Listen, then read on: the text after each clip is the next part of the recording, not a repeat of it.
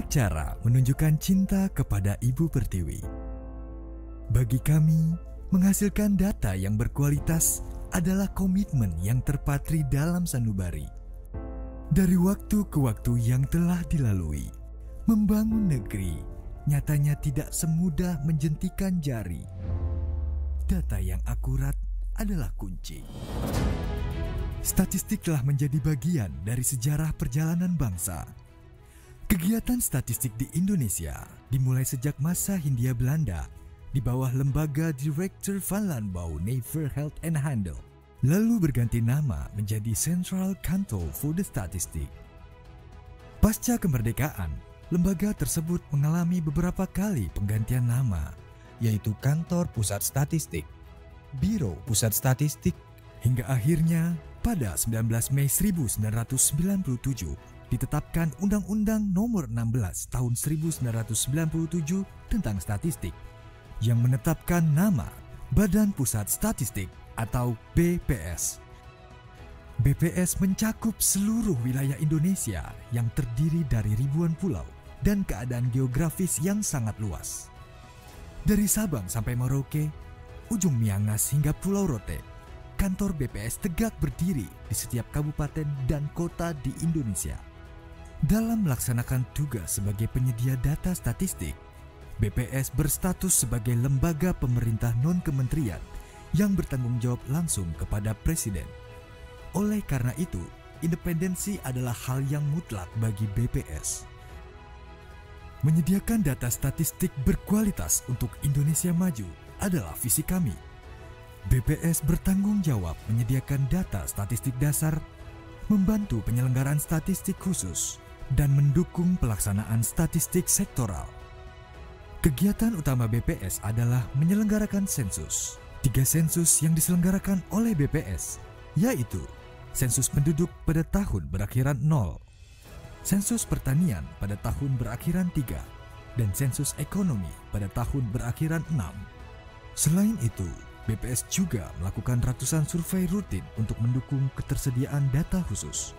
Survei yang dilakukan di BPS antara lain Survei Sosial Ekonomi Nasional, Survei Angkatan Kerja Nasional, Pendataan Potensi Desa, Pendataan Kerangka Sampel Area, Survei Ongkos Usaha Tani, Survei Pertanian Antar Sensus, Survei Biaya Hidup, dan survei-survei lainnya. Dalam melakukan pengumpulan data di lapangan, BPS menggunakan metode wawancara secara tatap muka atau pengisian secara mandiri oleh responden. Keamanan data yang telah diperoleh menjadi prioritas utama BPS. Setiap data yang diperoleh dari responden dijaga kerahasiaannya dan dijamin oleh undang-undang. Data kemudian ditabulasikan, diolah, dianalisis, dan dipublikasikan tepat waktu untuk digunakan pada berbagai keperluan. BPS diperkuat oleh lebih dari 16.000 pegawai yang tersebar di 34 kantor BPS provinsi dan 514 kantor BPS kabupaten atau kota di seluruh Indonesia. Selain itu, BPS dibantu oleh tenaga mitra statistik terlatih yang berlandaskan pada nilai inti, profesional, integritas, amanah. BPS juga turut melakukan pendidikan dan pelatihan statistik. Politeknik Statistika STIS adalah perguruan tinggi kedinasan yang dikelola untuk mencetak generasi unggul di bidang perstatistikan dan mampu bersaing secara nasional maupun internasional. Muatan kurikulum yang diajarkan berbeda dengan universitas lain karena terdapat mata kuliah ofisial statistik. BPS juga memiliki pusat pendidikan dan pelatihan sebagai wadah pengembangan SDM baik di bidang statistik maupun komunikasi, public speaking, kepemimpinan, dan lain-lain. Pusdiklat BPS tak hanya berfokus pada pengembangan SDM BPS, tetapi juga terbuka dalam hal pengembangan kompetensi fungsional statistisi, pranata komputer, dan statistik sektoral. Kepercayaan pemerintah, masyarakat, hingga dunia internasional adalah pelecut semangat bagi BPS untuk terus menghasilkan data yang up-to-date dan akurat. Partisipasi aktif masyarakat dalam mendukung ketersediaan data statistik di Indonesia Berpartisipasi aktif dan memberikan jawaban yang jujur sebagai responden adalah motivasi kami untuk tidak pernah berhenti melayani dengan hati. Seluruh data yang dihasilkan oleh BPS dapat diakses langsung melalui bps.go.id atau dapat langsung datang ke pelayanan statistik terpadu di kantor BPS terdekat yang tersebar di seluruh wilayah di Indonesia. BPS akan terus menyediakan data statistik yang akurat, handal, terpercaya, karena data mencerdaskan bangsa.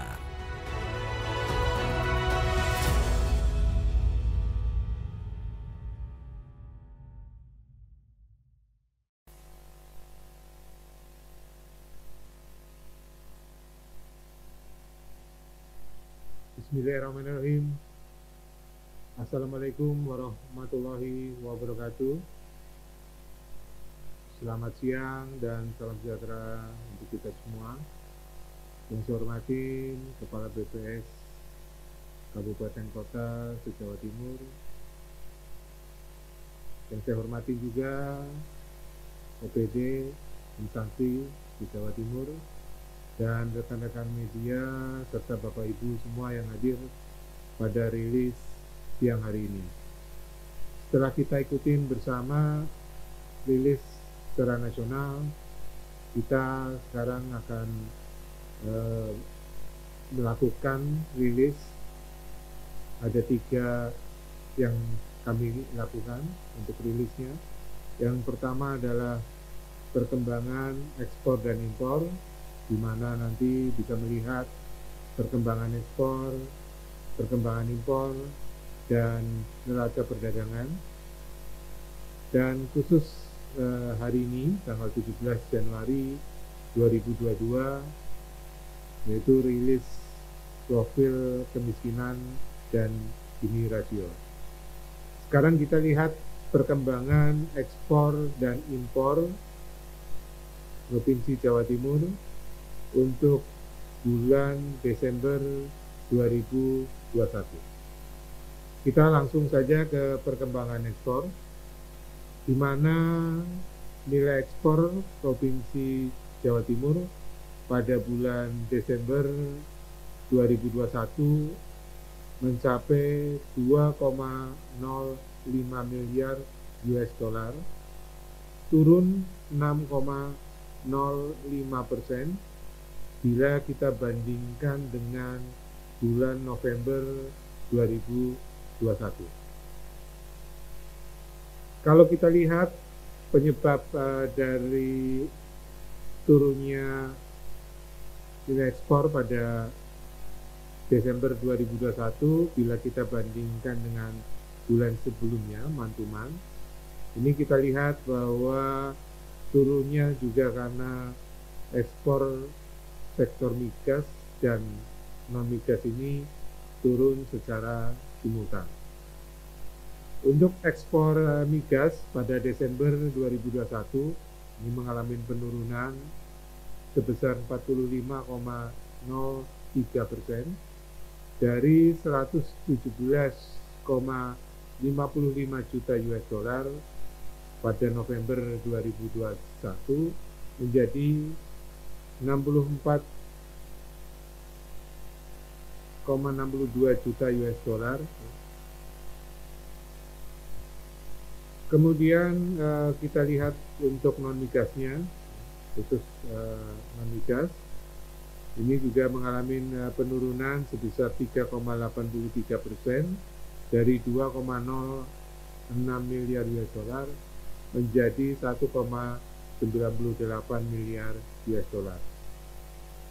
Bila dibandingkan dengan periode yang sama untuk tahun sebelumnya, yaitu Desember 2020, atau kita biasa meningkat year-on-year-nya, nilai total ekspor Desember 2021 ini mengalami kenaikan sebesar 14,97% dari 1,78 miliar US dollar menjadi 2,05 miliar US dollar.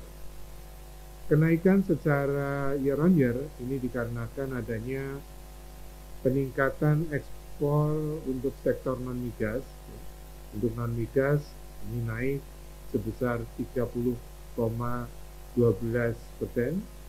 Di sisi lain, untuk ekspor migasnya turun ya, sebesar 74,86%. Selanjutnya kita lihat untuk perkembangan secara total ya, untuk Provinsi Jawa Timur selama 3 tahun terakhir. Untuk yang di atas bisa kita lihat bahwa kinerja ekspor tahun 2019 ini yang warna biru ya, tampak lebih landai bila dibandingkan dengan 2020 yang warna merah dan 2021 yang berwarna hijau. Jadi memang dampak pandemi COVID-19 ini menyebabkan kinerja ekspor tahun 2020 ini menurun tajam sejak bulan April, Mei, namun kembali mengalami peningkatan di akhir-akhir tahun 2020. Memasuki tahun 2021, kinerja ekspor kembali mulai bangkit ya. Bila dibandingkan dengan periode yang sama di tahun sebelumnya, terlihat bahwa capaian nilai total ekspor Desember 2021 yang sebesar 2,05 miliar US dollar ini jauh lebih baik bila dibandingkan dengan bulan Desember 2020 dan Desember 2019. Ini bisa kita lihat ya di kinerja ekspor di tahun 2021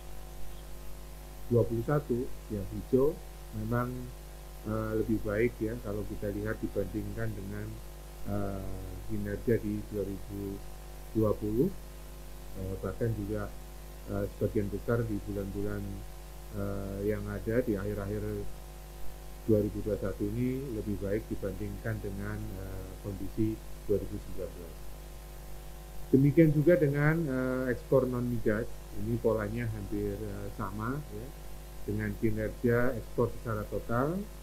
Ini disebabkan karena dominannya ekspor non-migas di Provinsi Jawa Timur ya.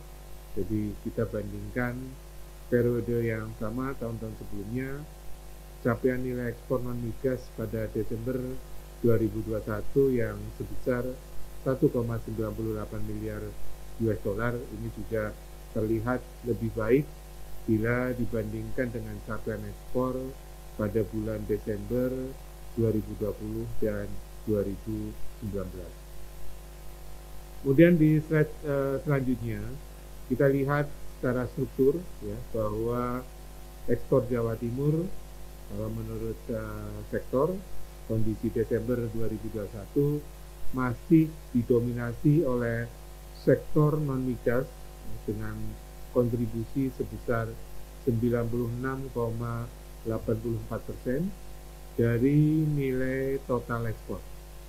Jika dirinci, ekspor sektor industri pengolahan masih menjadi penyumbang terbesar ekspor Jawa Timur, yaitu mencapai 1,81 miliar US dollar atau sekitar 88,41%.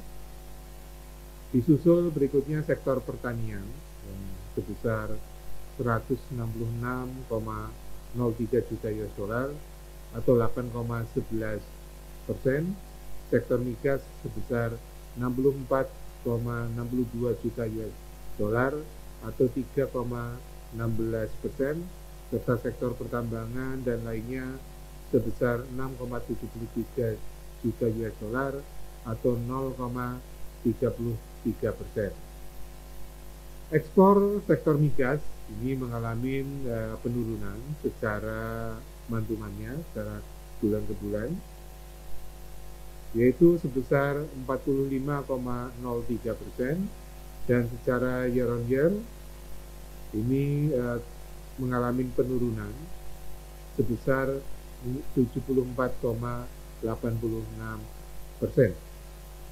Kemudian untuk industri pengolahan yang cukup besar ya, bahwa untuk industri pengolahan secara mantuman turun ya, 3,28%, akan tetapi secara year on year-nya mengalami peningkatan sebesar 32,26%. Kemudian ekspor hasil pertanian ini juga mengalami perubahan atau mengalami penurunan, perubahan negatif ya, secara mantumannya, dan secara year on year-nya mengalami positif ya. Secara mantuman turun 9,15% dan secara year on year meningkat sebesar 9,29%. Sedangkan untuk hasil pertambangan dan lainnya ini dua-duanya mengalami pertumbuhan positif ya, baik itu mantuman maupun year on year-nya ya, di mana untuk mantuman meningkat 26,89% dan year on year-nya naik 103,03%. Selanjutnya secara nominal ya, peningkatan terbesar untuk nilai ekspor non migas untuk HS 2 digit ya pada bulan Desember 2021 ya. Ini di slide selanjutnya bahwa untuk HS 2 digit di alas kaki atau HS 64 ini mengalami kenaikan sebesar 9,64 juta US dollar. Berikutnya golongan tembakau HS24 ini naik sebesar 9,25 juta US dollar dan golongan berbagai produk kimia HS38 ini naik sebesar 8,38 juta US dollar. Golongan kayu, barang dari kayu HS44 naik 6,37 juta US dollar dan golongan berbagai makanan olahan HS21 naik sebesar 4,31 juta US dollar. Dan sebaliknya penurunan nilai ekspor non migas ini terbesar pada bulan Desember 2021 terjadi pada golongan tembaga HS74 ini mengalami penurunan sebesar 17,16 juta US dollar. Kemudian golongan bahan kimia organik HS29 turun sebesar 14,04 juta US dollar. Golongan buah-buahan HS08 turun 12,43 juta US dollar. Besi dan baja HS72 turun 10,54 juta US dollar, serta untuk golongan gula dan kembang gula HS17 ini mengalami penurunan sebesar 9,99 juta US dollar. Kemudian di slide selanjutnya menurut HS 2 digit ya, untuk 10 besar golongan barang utama ekspor non migas pada Desember 2021 ini memberikan sumbangan sebesar 63,27% dari total ekspor non migas atau sebesar 1,25 miliar US dollar.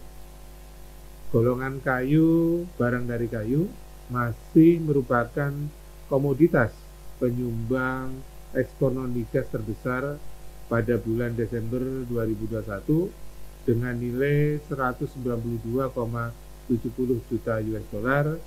Disusul berikutnya golongan tembaga sebesar 185,04 juta US dollar, golongan lemak, minyak, hewan nabati sebesar 176,35 juta US dollar, dan seterusnya bisa dilihat pada data tersebut. Perubahan nilai ekspor non migas pada Desember 2021 terhadap November 2021 secara mantuman untuk 10 golongan barang utama HS2 digit tersebut ada 7 golongan yang mengalami penurunan dan hanya 3 golongan yang mengalami peningkatan. Golongan komoditas yang mengalami kenaikan tertinggi terjadi pada golongan untuk produk kimia ya, HS38 dengan kenaikan 9,25%. Sementara untuk golongan komoditas yang mengalami penurunan terdalam adalah golongan bahan kimia organik HS29 yang mengalami penurunan sebesar 12,28%. Kalau kita lihat berdasarkan volume untuk 10 golongan barang utama HS2 digit, ada 4 golongan barang yang mengalami kenaikan volume dan 6 golongan barang yang mengalami penurunan volume. Sejalan dengan perubahan nilainya, golongan komoditas berbagai produk kimia ini juga mengalami kenaikan volume yang besar dengan kenaikan sebesar 14,51%. Itu yang berkaitan dengan 10 besar golongan barang utama ekspor non-migas pada Desember 2021 untuk HS2 digit. Selanjutnya kalau kita lihat menurut negara tujuan, peningkatan nilai ekspor non-migas pada Desember 2021 secara nominal tertinggi ditujukan ke Thailand ya, dengan kenaikan sebesar 26,49 juta US dollar.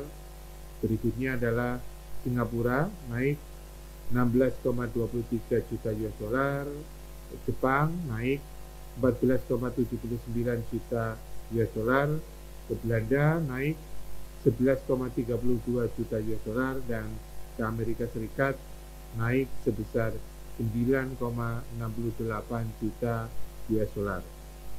Sebaliknya, penurunan terjadi untuk Desember 2021 ya, secara berturut-turut ke Tiongkok ya.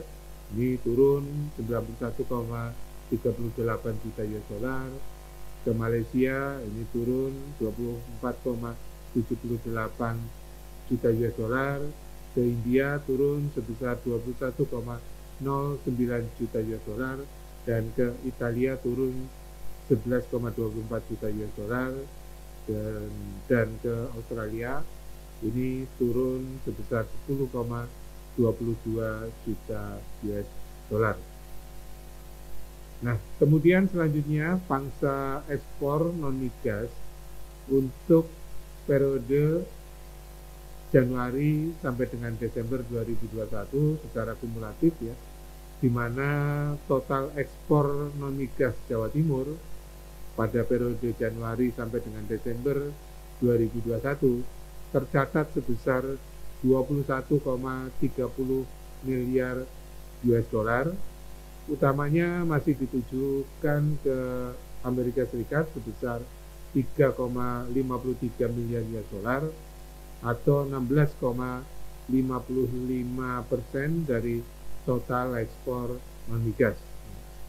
Selanjutnya disusul ke Jepang 3,20 miliar US dollar atau 15,03%, ke Tiongkok sebesar 3,04 miliar US dollar atau sekitar 14,28%, dan selanjutnya sampai ke Malaysia, India, Vietnam, Korea Selatan, Thailand, Belanda, dan Australia. Kalau kita lihat menurut kawasan tujuan ekspor selama periode Januari sampai dengan Desember 2021, pangsa ekspor ke kawasan ASEAN ini mencapai 17,79% dari total ekspor non-migas atau senilai 3,79 miliar US dollar. Kawasan tujuan ekspor non-migas lainnya adalah kawasan Uni Eropa ya, dengan pangsa pasarnya 8,27% atau dengan nilai total transaksi sebesar 1,76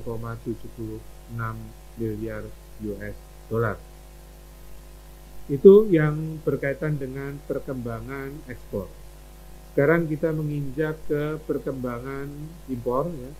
Jadi nilai impor Provinsi Jawa Timur pada bulan Desember 2021 mencapai 2,76 miliar US dollar atau mengalami penurunan sebesar 3,02% bila dibandingkan dengan bulan sebelumnya ya, November 2021 yang mencapai 2,84 miliar US dollar. Penurunan nilai impor bulan Desember ini disumbang oleh turunnya nilai impor pada sektor migas. Nilai impor migas pada Desember 2021 tercatat 0,69 miliar US dollar atau turun sebesar 14,71% dibandingkan dengan bulan sebelumnya secara mantuman yang mencapai 0,81 miliar US dollar. Sedangkan untuk impor non migas tercatat 2,07 miliar US dollar atau naik sebesar 1,61% bandingkan dengan bulan sebelumnya November 2021 yang sebesar 2,04 miliar US dollar.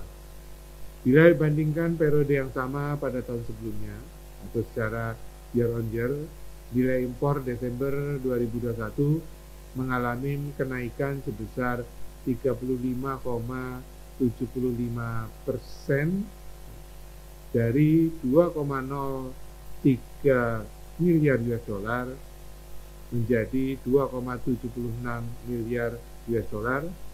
Kenaikan ini disebabkan oleh adanya kenaikan nilai impor baik itu sektor migasnya maupun juga sektor non migas. Secara year on year nilai impor migas ini naik sebesar 121,72%, sementara impor untuk non migas ini juga mengalami kenaikan, naiknya sebesar 20,25%. Bagaimana perkembangan nilai impor selama 3 tahun terakhir ya, terlihat secara fluktuatif ya. Gambar atas ini menunjukkan perkembangan total impor ya. Sedangkan untuk yang gambar bawah menunjukkan perkembangan impor khusus non migas ya. Jadi memang lagi-lagi dampak daripada pandemi COVID-19 ini bukan hanya kinerja daripada ekspor, tapi juga kinerja daripada impor ya. Untuk khusus tahun 2020 ini yang berwarna merah tahun 2020 ya, baik ini total maupun non migas kelihatan ya. Kemudian untuk nilai impor bulan Desember 2021 yang mencapai 2,76 miliar US dollar terlihat ini tinggi ya, tertinggi dalam periode 3 tahun terakhir ini ya. Demikian pula dengan impor non migas pada Desember 2021 yang mencapai 2,07 miliar US dollar. Ini juga merupakan capaian tertinggi sepanjang 3 tahun terakhir ya di Desember, khususnya pada bulan Desember. Kemudian di slide selanjutnya ya, di mana kalau kita lihat menurut golongan penggunaan barang pada Desember 2021, impor Jawa Timur masih didominasi oleh bahan baku penolong ya, sebesar 1,97 miliar US dollar atau memberikan kontribusi ya sebesar 71,59% terhadap total impor, disusul barang konsumsi sebesar 634,84 juta US dollar atau 23,06% 0,03% dan barang modal sebesar 148,22 juta US dollar atau 5,38%. Secara mantuman, perubahan impor Desember 2021 kita bandingkan dengan bulan sebelumnya, November 2021, di mana seluruh golongan barang mengalami penurunan, ya, khususnya untuk yang mantumannya, ya, ini secara mantuman ini memang semuanya mengalami penurunan, ya. Misalnya untuk konsumsi turun 9,47, bahan baku 0,42% turun, kemudian barang modal ini juga turun 7,01%. Sedangkan untuk year on year-nya, ya, kita bandingkan dengan Desember 2020, ini hanya golongan untuk barang modal yang mengalami penurunan, sedangkan untuk barang konsumsi dan bahan baku atau penolong ini mengalami kenaikan, ya. Untuk konsumsi naik ke 23,45%, dan untuk secara year on year bahan baku penolong ini naik 44,84%. Kemudian di slide berikutnya untuk peningkatan nilai impor komoditas non migas golongan barang HS 2 digit pada Desember 2021 yang tertinggi secara absolut, secara nominal ini terjadi pada golongan pupuk HS 31 dengan peningkatan sebesar 73,02 juta US dollar. Disusul adalah golongan garam, belerang, kapur HS 25 naik 19,05 juta US dollar. Golongan buah-buahan HS 08 naik HS 08 naik 18,07 juta US dollar. Golongan aluminium HS 76 naik 16,08 juta US dollar, dan ampas atau sisa industri makanan HS 23 ini naik sebesar 15,14 juta US dollar. Sementara penurunan nilai impor terbesar terjadi pada golongan gandum-gandungan, ya, HS 10 ini turun sebesar 71,27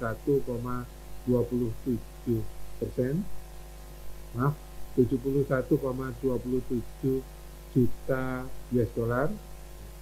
Kemudian berikutnya adalah golongan mesin peralatan listrik HS 85 turun 19,71 juta US dollar.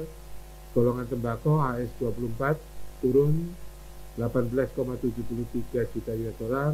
Golongan besi dan baja HS 72 turun 15,95 juta US dollar, dan golongan sayur HS 07 ini turun sebesar 12,67 juta US dollar. Kemudian bagaimana untuk 10 golongan barang utama impor non migas pada Desember 2021, ya, untuk golongan HS 2 digit, ya, ini memberikan sumbangan sebesar 1,19 miliar US dollar atau 57,64% dari total impor non migas. Golongan komoditas utama penyumbang impor non migas pada Desember 2021 masih berasal dari golongan pupuk HS 31 sebesar 174,83 juta US dollar, disusul golongan mesin-mesin atau pesawat mekanik HS 84 sebesar 160,60 juta US dollar, golongan besi dan baja HS 72 sebesar 151,07 juta US dollar, dan seterusnya bisa dilihat pada tabel tersebut. Kemudian kalau kita lihat berdasarkan nilainya dari 10 golongan barang utama tersebut, ada 6 golongan barang yang mengalami perubahan positif. Di sisi lain ada 4 golongan barang yang mengalami perubahan negatif ya pada Desember 2021. Nilai impor pupuk ini mengalami kenaikan yang tertinggi, ya, naik 71,72%, dan disusul untuk buah-buahan dengan kenaikan nilai impor sebesar 17,89%. Bila dilihat berdasarkan volumenya, untuk 10 golongan barang utama HS2 digit yang diimpor selama bulan Desember 2021 ada sebanyak 5 golongan barang yang mengalami penurunan dan ada 5 golongan lainnya yang mengalami kenaikan. Volume impor golongan besi dan baja ini mengalami penurunan yang terdalam sebesar 17,66% bila bandingkan dengan bulan sebelumnya, yaitu November 2021. Sedangkan untuk yang mengalami kenaikan volume impor tertinggi, ya, di antara golongan barang utama lainnya adalah golongan pupuk, ya, dengan kenaikan sebesar 56,21%. Kemudian bagaimana kita lihat negara asal impor yang ke Jawa Timur, di mana peningkatan nilai impor non-migas, ya, untuk Desember 2021 ini tertinggi, ya, berasal dari Tiongkok, ya, dengan kenaikan sebesar 75,47 juta US$. Berikutnya dari Australia naik sebesar 34,55 juta US$. Dari Belarusia naik sebesar 33,14 juta US$, dan dari Brasil naik sebesar 18,20 juta US$, serta untuk dari Uni Emirat Arab ini naik sebesar 12,15 juta US$. Di sisi lain, sebaliknya untuk penurunan nilai impor non-migas terbesar pada Desember 2021 secara berturut-turut berasal dari Kanada, ya, dengan penurunannya sebesar 39,08 juta US$. Dari Ukraina turun 34,43 juta US$. India turun sebesar 20,47 juta US$. Dari Hong Kong turun sebesar 19,01 juta US$, serta dari Jepang ini turun sebesar 18,51 juta US$. Kemudian di slide selanjutnya untuk pangsa impor non-migas, ya, secara kumulatif dari Januari sampai dengan Desember 2021, ya, di mana impor non-migas Jawa Timur pada periode Januari sampai dengan Desember 2021 ini tercatat mencapai 21,39 miliar US$.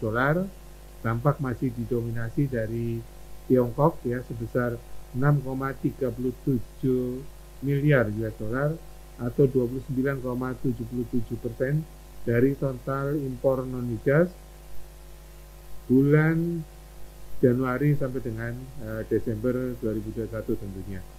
Kemudian disusul dari Amerika Serikat, ya, sebesar 1,43 miliar US$, atau 6,67%, ya. Dari Hong Kong 1,02 miliar US$, ya. Seterusnya dari Australia, Thailand, India, Argentina, Singapura, Jepang, dan Kanada.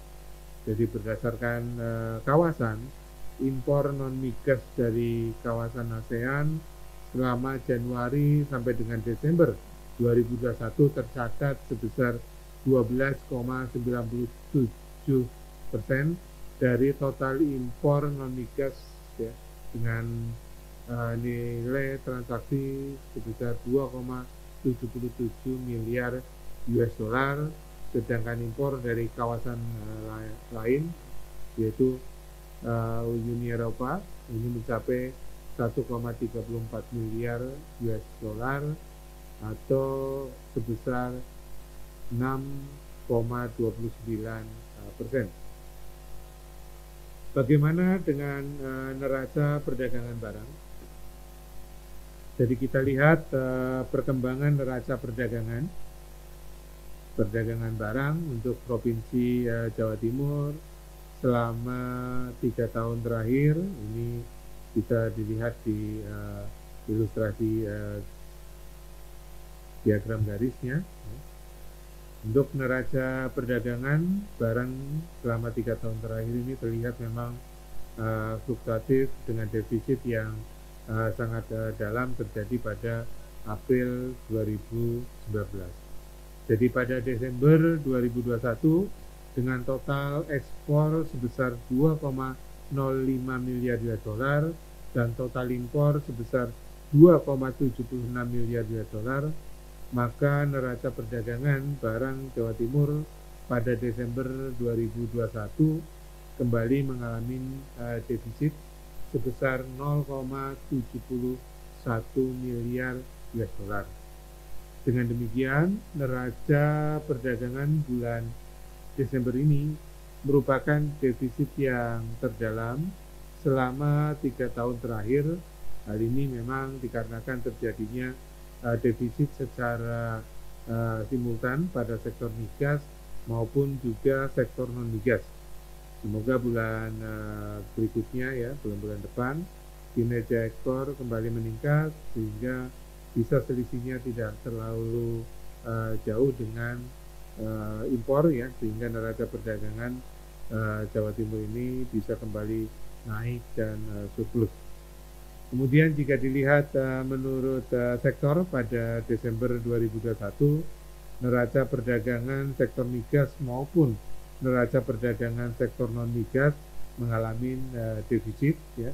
Sektor migas defisit 622,83 juta US dollar dan non-migasnya mengalami defisit sebesar 86,17 juta US dollar.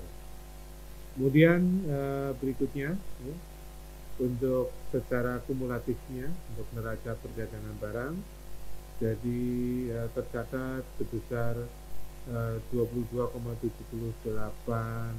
US dollar ya untuk ekspornya, dan total impor sebesar 27,48 miliar US dollar, sehingga neraca perdagangan barang Jawa Timur secara kumulatif Januari sampai dengan Desember 2021 mengalami defisit sebesar 4,70 miliar US dollar.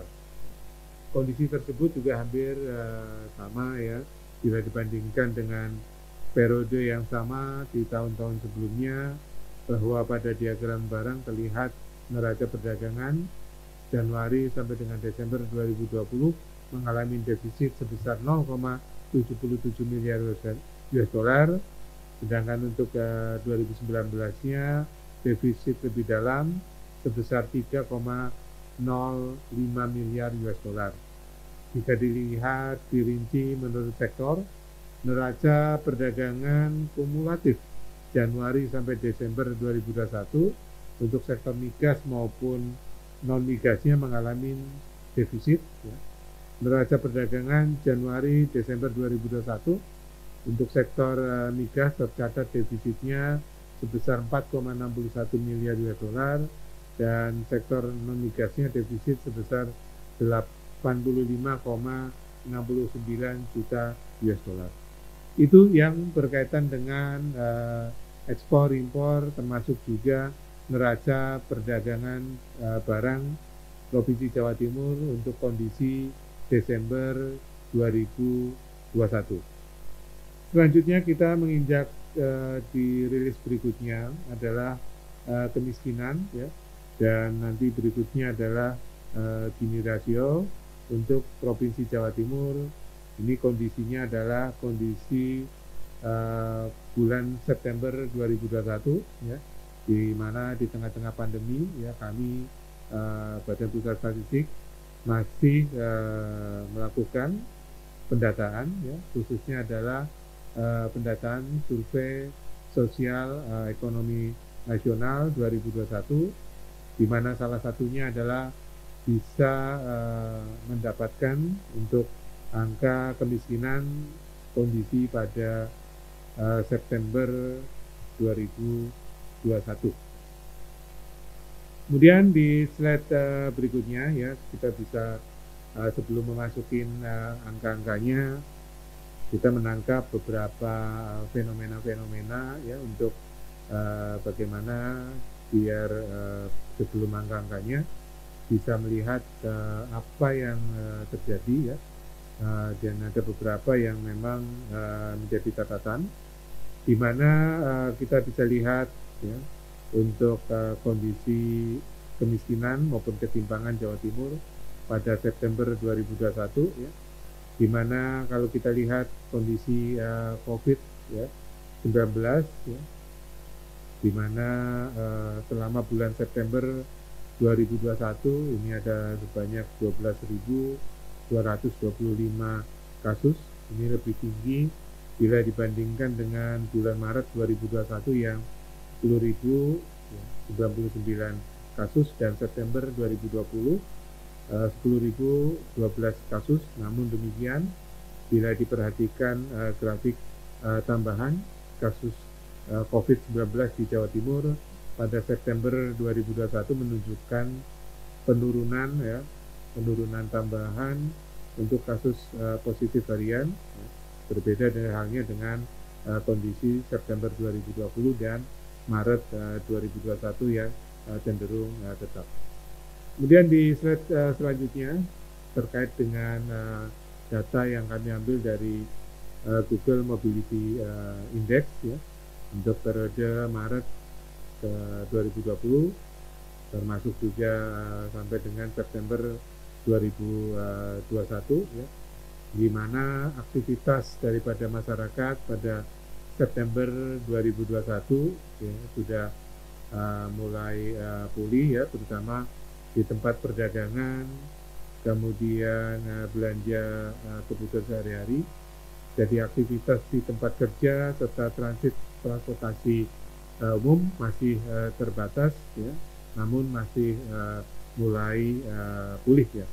Sedangkan untuk data pergerakan masyarakat yang bersumber dari data for good dari Facebook ya, terlihat bahwa kegiatan berdiam diri di rumah atau kediaman ini menuju kondisi seperti awal pandemi ya, masyarakat di wilayah pedesaan Jawa Timur ya, ini yang lebih dahulu meningkat aktivitasnya pergerakan ya dibanding dengan perkotaan. Kemudian di slide selanjutnya terkait dengan inflasi ya, tenaga kerja dan nilai tukar petani, termasuk untuk inflasi umum ini cukup rendah. Jadi selama periode Maret sampai dengan September ya, besarnya inflasi umum ini sebesar 0,56%. Kemudian harga eceran beberapa komoditas pokok ini mengalami penurunan harga ya, Maret 2021 dibandingkan dengan September 2021 ya. Beberapa diantaranya misalnya beras ini turun sebesar 1,54%, daging ayam ras turun 0,65%, gula pasir turun sebesar 1,21%, cabai rawit ini turun sebesar 76,56%. Kemudian dari sisi ketenagakerjaan ya, meskipun tingkat pengangguran terbuka atau TPP-nya meningkat pada Februari 2021 dibandingkan dengan Agustus 2021, namun indikator yang relevan dengan kemiskinan yaitu tingkat setengah pengangguran ya. Untuk Jawa Timur ini turun dari 8,54% pada Februari 2021 menjadi 7,47% pada Agustus 2021, baik ini di daerah perkotaan maupun di daerah pedesaan. Sedangkan untuk gambaran nilai tukar petani NTP ini menunjukkan daya beli petani yang cukup baik ya, tercermin dari nilai tukar petani pada September 2021 yang lebih baik ya, 100,58 dibanding dengan Maret 2021 99,19 ya. Kemudian untuk yang pertumbuhan ekonomi ya, untuk Jawa Timur ini membaik dengan triwulan 3 2021 yang meningkat sebesar 3,20% untuk situsinya ya. Kemudian untuk triwulan 3 2021 ya, dibandingkan dengan triwulan 2-nya atau situsinya ini juga meningkat 2,26% ya. Untuk pengeluaran konsumsi rumah tangga ini meningkat ya, untuk secara situsinya ya, 1,57%, ya. Kemudian secara year-on-year-nya 1,56 ya. Ini kalau lihat terkait dengan program pelindungan sosial, terutama PKH ya, ini sudah tersalurkan karena 16,97% rumah tangga ini mendapatkan PKH ya. Kondisi ini lebih baik pada dibanding dengan Maret ya 2021 yang 13,85%. Kemudian program sembako untuk September ya sebesar 22,99%.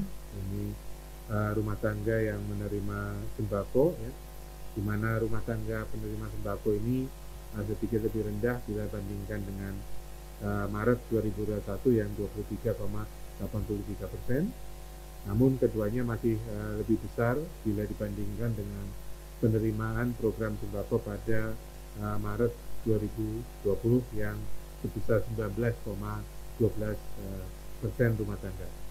Jadi rata-rata pengeluaran pada kelompok 40% penduduk dengan pengeluaran per kapita per bulan ini terendah mengalami peningkatan pada periode September 2021 ya sebesar 3,61% bandingkan dengan Maret ya, baik di perkotaan 2,46% maupun juga di pedesaan 5,06%.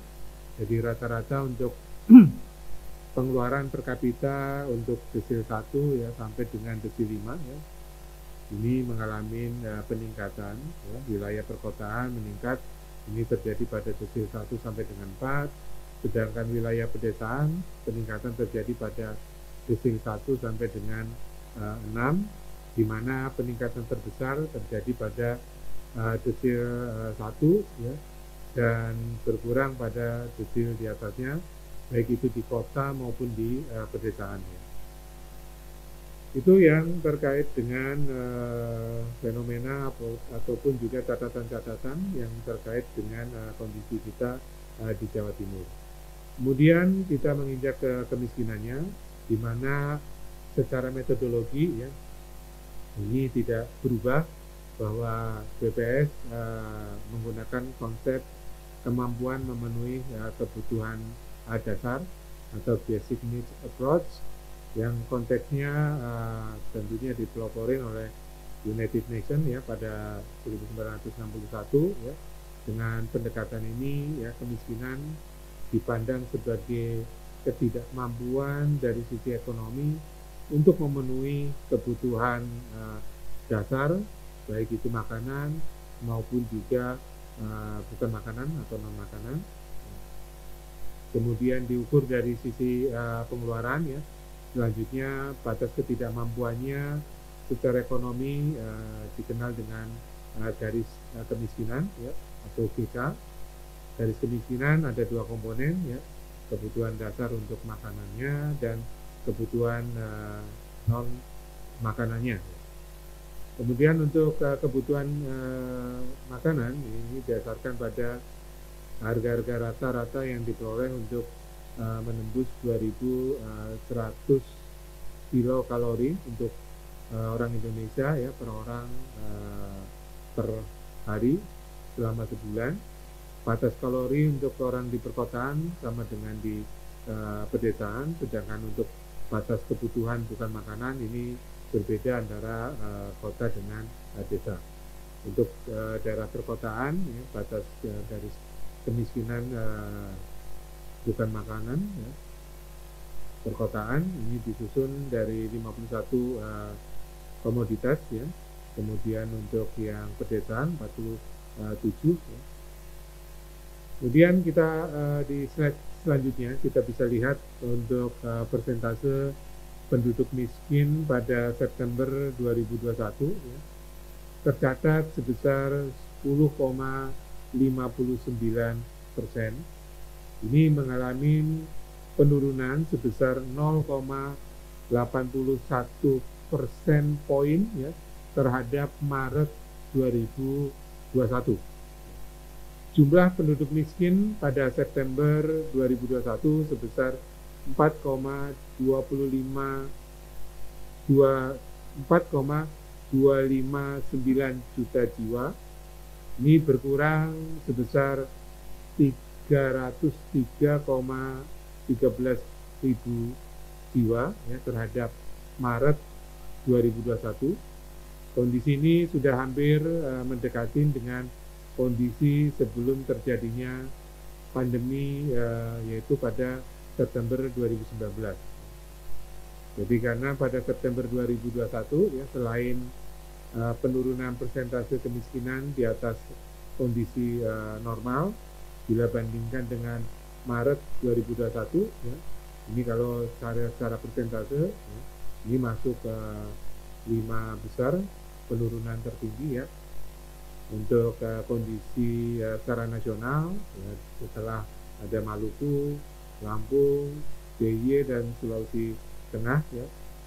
Kemudian kalau kita lihat secara absolut jumlah penduduk miskin, Jawa Timur ini penyumbang terbesar penduduk yang keluar dari kemiskinan pada bulan September 2021, ya. Ini berbagai sinergi dari semua pihak, tentunya ini melakukan pengendalian COVID, ya. Ini juga proses-proses recovery perekonomian dan upaya-upaya mengangkat keterpurukan ekonomi masyarakat Jawa Timur. Ini melalui upaya distribusi bantuan sosial secara tepat, ya, ini baik tepat sasaran, waktu dan jumlah. Kemudian di slide berikutnya kita lihat, ya, secara periodik dari Maret 2011 sampai dengan September 2021, ya. Ini untuk antara perkotaan dan pedesaan memang masih terjadi disparitas, ya. Namun polanya semakin menurun, ya, terutama karena penurunan kemiskinan pada Maret 2021, kemudian September 2021 yang lebih besar dibanding di pedesaan, ya. Untuk satu pedesaannya 1,26% poin dan perkotaan 0,39% poin, sehingga memang ada semacam gap, ya, antara kemiskinan perkotaan dan pedesaan ini tinggal 5,80, ya. Dan ini menjadi titik terendah, ya, pada kalau kita lihat di 2011 sampai dengan 2021 ini disparitasnya, ya, sudah mulai menyempit, ya.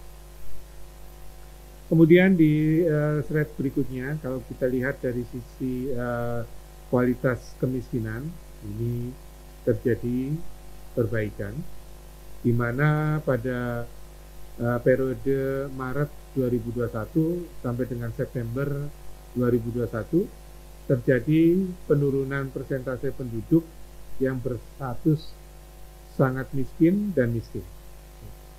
Penurunan penduduk yang berstatus sangat miskin ini lebih tinggi dibandingkan dengan peningkatan persentase penduduk yang berstatus hampir miskin. Penurunan persentase penduduk yang berstatus sangat miskin ini terjadi baik di wilayah perkotaan maupun juga di wilayah pedesaan.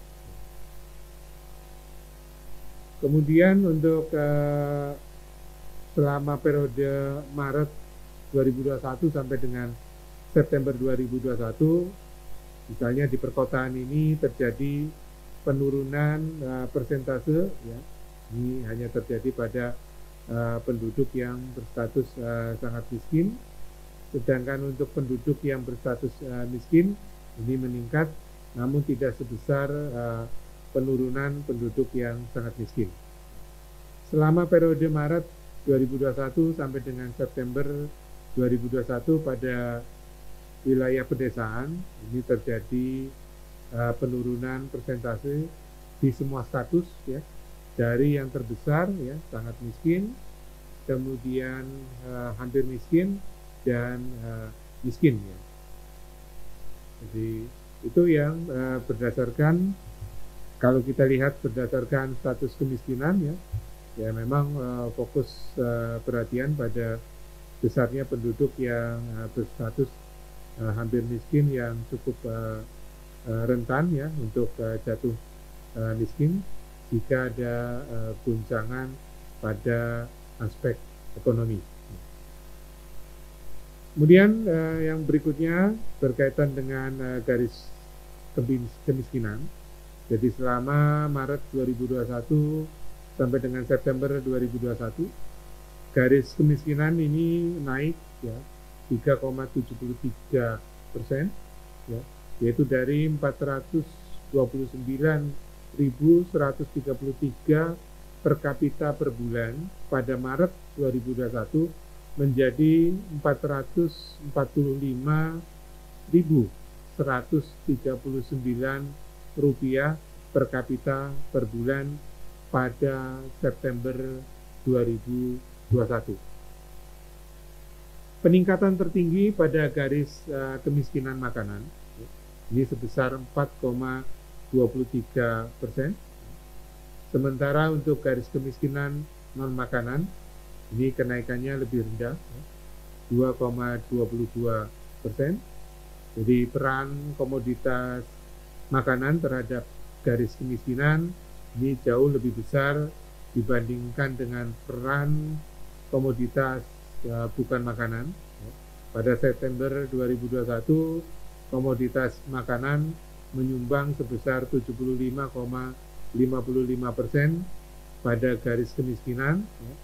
Ini lebih tinggi bila dibandingkan dengan Maret 2021 yang mencapai 75,19%. Kemudian di slide berikutnya, komoditas yang memberikan pengaruh, ya, besar terhadap garis kemiskinan untuk September 2021, ya. Pada slide nampak bahwa komoditas yang dominan mempengaruhi garis kemiskinan. Ada 10 besar komoditas yang paling dominan memberikan pengaruh terhadap garis kemiskinan, baik di daerah perkotaan maupun juga di daerah pedesaan, ya. Hanya berbeda urutan saja. Jadi yang menjadi perhatian bahwa rokok kretek filter ini masih menjadi komoditas terbesar kedua, ya, yang memberikan pengaruh, ya, terhadap garis kemiskinan. Ini baik itu di daerah perkotaan maupun daerah pedesaan, dan di mana rokok kretek filter ini tidak memberikan kontribusi, ya, dari sisi nilai kalori untuk kelompok makanan. Kemudian kita lihat untuk garis kemiskinan yang per rumah tangga tadi adalah per kapita. Untuk memberikan gambaran bagaimana agar garis kemiskinan ini lebih mendekati keseharian kita, ya, di mana garis kemiskinan rumah tangga miskin, ya. Jika dilihat pada September 2021, rata-rata satu rumah tangga miskin di Jawa Timur ini memiliki secara rata-rata, ya, 4,14 anggota rumah tangga, ya. Bisa saja anggota rumah tangga miskin ini ada yang anggotanya 5, 6, 7, dan seterusnya. Ada juga yang memang di bawah 4. Tapi secara statistik, secara rata-rata, ini 4,14 anggota rumah tangga. Sedangkan untuk garis kemiskinan per kapita yang ada di Jawa Timur pada September 2021 sebesar 445.139 per kapita sebulan. Maka jika garis kemiskinan kita kalikan dengan rata-rata jumlah anggota rumah tangga yang sebesar 4,14 jiwa ini, akan diperoleh garis kemiskinan rumah tangga Jawa Timur pada kondisi September 2021 sebesar 1.842.875 rupiah per rumah tangga miskin per bulan. Jadi per rumah tangga miskin per bulan. Ini berarti bahwa rumah tangga dengan tingkat pengeluaran kurang dari 1.842.875 rupiah sebulan merupakan rumah tangga miskin. Kemudian kita menginjak ke indeks kedalaman kemiskinan dan indeks keparahan kemiskinan, atau kita biasa dinotasikan dengan P1 untuk indeks kedalaman kemiskinan, P2 untuk indeks keparahan kemiskinan. Jadi masalah kemiskinan ya tidak hanya sekedar berapa jumlah miskin, berapa persentase penduduk miskinnya, akan tetapi ada dimensi yang lain yang perlu menjadi perhatian. Ya. Untuk tingkat kedalaman P1 ya, ini mengindikasikan jarak rata-rata pengeluaran penduduk miskin terhadap garis kemiskinan. Ya. Jadi garis kemiskinan ini jarak secara rata-rata kalau makin mendekatin garis kemiskinan ini makin bagus. Ya. Demikian juga dengan indeks keparahan yang mengindikasikan dengan ketimpangan pengeluaran di antara penduduk miskin. Jadi indeks kedalaman kemiskinan untuk P1 di Jawa Timur turun ya, dari 1,841 pada Maret 2021 menjadi 1,576 pada September 2021 atau mengalami penurunan sebesar 0,265 poin. Sedangkan untuk indeks keparahan atau P2 turun dari 0,429 pada Maret 2021 menjadi 0,327 pada September 2021 atau mengalami penurunan sebesar 0,103 poin. Kemudian kita lihat di slide selanjutnya terkait dengan indeks kedalaman kemiskinan di Jawa Timur. Ya. Ini memiliki kecenderungan yang menurun, terutama di wilayah pedesaan, ya, sehingga jarak rata-rata pengeluaran penduduk miskin terhadap garis kemiskinan di Jawa Timur pada September 2021 semakin berkurang, baik itu di wilayah pedesaan maupun juga di wilayah perkotaan. Bila melihat hal tersebut, ya, bahwa program yang sudah ada ini relevan dan efektif, ya, menjaga tingkat kesejahteraan masyarakat miskin, ya, dengan tambahan anggaran yang tidak sebesar pada tahun-tahun sebelumnya dalam upaya menanggulangi kemiskinan ini semakin memudahkan masyarakat miskin bisa keluar dari kemiskinannya. Kemudian di slide selanjutnya terkait dengan perkembangan indeks keparahan kemiskinan atau P2, ya. Ini juga meningkatkan peningkatan kualitas daripada kesejahteraan. Ini juga terjadi hampir seragam, ya, karena tingkat ketimpangan pengeluaran di antara penduduk miskin di Provinsi Jawa Timur pada September 2021, ya, semakin rendah. Ya. Penurunan ketimpangan ini juga terjadi di daerah perkotaan maupun juga di daerah pedesaan. Itu yang berkaitan dengan kemiskinan, baik itu secara persentase, jumlah, maupun juga secara keparahan dan ketimpangan kemiskinan P1, P2. Selanjutnya kita melihat untuk Gini rasio, ya. Jadi Gini rasio ini merupakan salah satu ukuran, ya, ukuran ketimpangan yang umum digunakan. Ya, di samping itu juga ada salah satu misalnya untuk ketimpangan dari World Bank atau Bank Dunia. Jadi koefisien Gini ini didasarkan pada kurva Lorenz, ya, yaitu sebuah kurva untuk pengeluaran kumulatif yang membandingkan distribusi dari nilai pengeluaran konsumsi dengan distribusi, ya, uniform yang mewakili persentase kumulatif penduduk.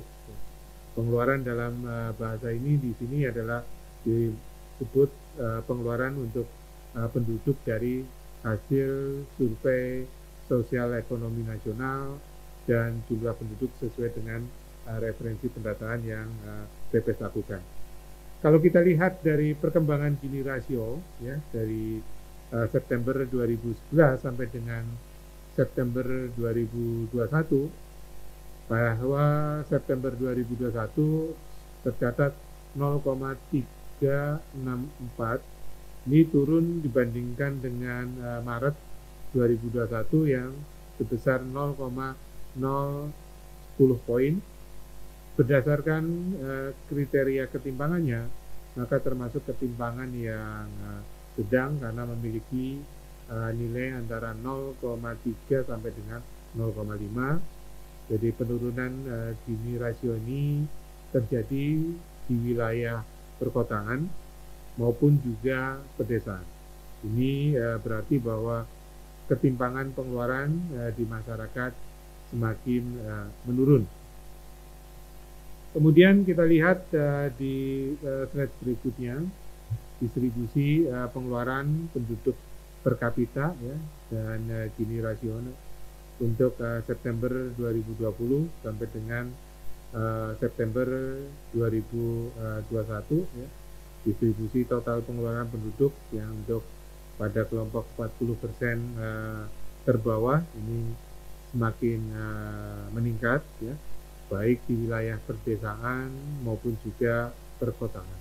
Jadi berdasarkan kriteria dari World Bank, dari Bank Dunia, maka Jawa Timur pada September 2021 ini memiliki tingkat ketimpangan yang rendah, ya, karena distribusi pengeluaran pada kelompok 40% terbawah ini lebih dari 17%, baik di wilayah perkotaan maupun juga di wilayah pedesaan. Kemudian di slide berikutnya, ya, untuk faktor-faktor yang mempengaruhi ketimpangan pengeluaran, ya, ini pada slide tersebut ini bisa dilihat, ya, yang mempengaruhi ketimpangan pengeluaran penduduk Jawa Timur pada periode Maret 2021 sampai dengan September 2021. Jadi untuk semua wilayah, ya, terjadi peningkatan pengeluaran per kapita untuk kelompok 40% terbawah. Ya. Ini terjadi penurunan untuk kelompok 40% menengah dan 20% atas, ya. Penurunan untuk kelompok 40% menengah yang paling besar, ya. Kemudian untuk daerah perkotaan terjadi penurunan pengeluaran per kapita untuk kelompok menengah Di sisi lain terjadi kenaikan pengeluaran per kapita pada kelompok bawah yang lebih besar bila dibandingkan dengan peningkatan pada kelompok atas ya. Untuk di daerah pedesaan terjadi penurunan pengeluaran per kapita untuk kelompok 40% menengah. Di sisi lain terjadi kenaikan pengeluaran per kapita pada kelompok 40% terbawah yang lebih besar ya bila dibandingkan dengan peningkatan pada 20% untuk kelompok atas. Itu yang berkaitan dengan Gini rasio ya. Demikian yang untuk rilis berkaitan dengan kemiskinan dan Gini rasio pada September 2021 bila dibandingkan dengan Maret 2021, kita patut berbangga ya bahwa kemiskinan pada Jawa Timur ini mengalami penurunan baik secara persentase maupun secara jumlah. Demikian pula dengan indeks kedalaman kemiskinan dan indeks keparahan kemiskinan yang juga mengalami penurunan. Gini rasio juga mengalami penurunan ya, dan ketimpangan versi daripada Bank Dunia ini juga menunjukkan perbaikan kualitas kemiskinan dan ketimpangan ini juga terjadi baik di daerah perkotaan maupun juga di daerah pedesaan. Demikian yang bisa disampaikan pada rilis siang hari ini ya. Mudah-mudahan informasi ini bisa menambah wawasan kita terkait dengan kondisi kita, terutama tadi berkaitan dengan ekspor, impor, neraca perdagangan, kemudian juga berkaitan dengan kemiskinan dan ketimpangan, terutama dari Gini rasio. Demikian yang bisa saya sampaikan. Terima kasih. Wassalamualaikum warahmatullahi wabarakatuh.